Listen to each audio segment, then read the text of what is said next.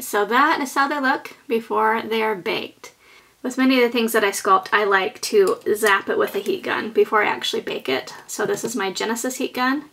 This will cook it at a lower temperature, and I don't really have to worry about it burning when I just am cooking it for just a minute or two, usually a minute or less. This is an embossing gun, and it is much higher temperature, and so you do have to use a lot of care when you use this one.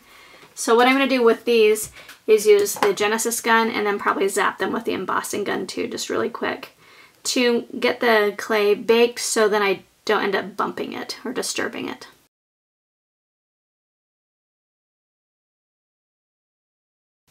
Once they're baked and cooled again, then you can add your coloring to it.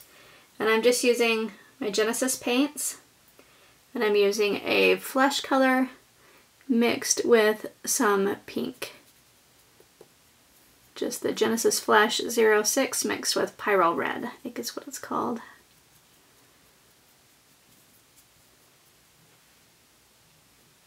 And then I'm just going to fill it in so the coloring is just much darker. I want to go for more of a ruddy hand look. I push it right into the wrinkles that we made, and then I can just kind of rub it off and it will stay in the wrinkles.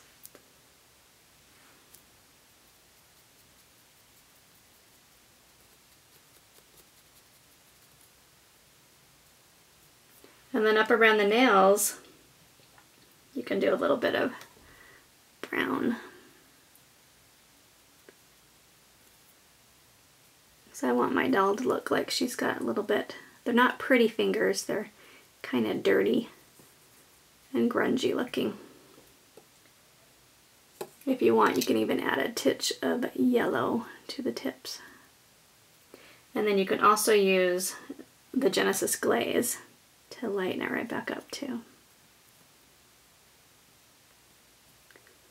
There we go, that's more what I want, just a hint of yellow, as if these are kind of old yucky nails. So then just go through all your wrinkles. I'm going to go through with this blushing color and with also some brown. And you can also use a liner brush like this and go right into the wrinkles. And that will help them show up even more. And then I also often use a dry brush that doesn't have paint on it to help just wipe away. And I use my fingers a lot. She's coming along, isn't that cool? Here's how the hand looks after the first layer of Genesis paints. I just did the pinkish color and then some brown. Like with the nails, I just put some brown that was really light on there and then just wiped off the top, and it just kind of left it around the cuticles and such. And then on the inside of the hand, I just took the pinkish color and some of the brown and just kind of went over everything, and then just kind of wipe it away with your hands so it gets left in the crack. And then the whole thing kind of gets colored darker, but you just do it in these super fine layers. So I'm going to add another layer of 2 of coloring. I want to make the fingertips a bit redder. Another handy thing to use is a makeup wedge. These are just kind of squishy foam, and you can put some of the paints on it and then just kind of stipple it on there. Especially if you want to add some purple or maybe add more brown for age spots, just whatever you want to do. That's another way you can add the paint. And if you don't have Genesis paints, another way to color is to use chalk pastels. And you just get your chalk pastel and kind of scribble on some paper. And then I just have this old makeup brush that I just cut down so it's kind of a firm little brush. And then you just kind of rub it in there and rub it on your doll. Now if you use the pastels, you'll probably want to put some sort of finish over your doll, because they can rub off over time. That's another reason why I like the Genesis paints. But use what you've got, right?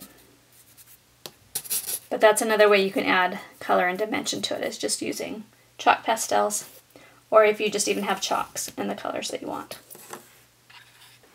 And then the last step for the hand is to take some varnish of your choice. I'm going to be using clear gloss glaze. You could use triple thick, flectoverathane, just whatever you'd like, and then just kind of fill in the nails. So they'll have a nice gloss on them, and that makes them look even more real. So that is how you make your hand for your spoon doll. Aren't those fun?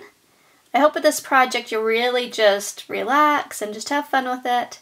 It doesn't have nearly the amount of needing to be very precise that fairy sculpting has. So this is a time to just kind of break out and just have fun with it.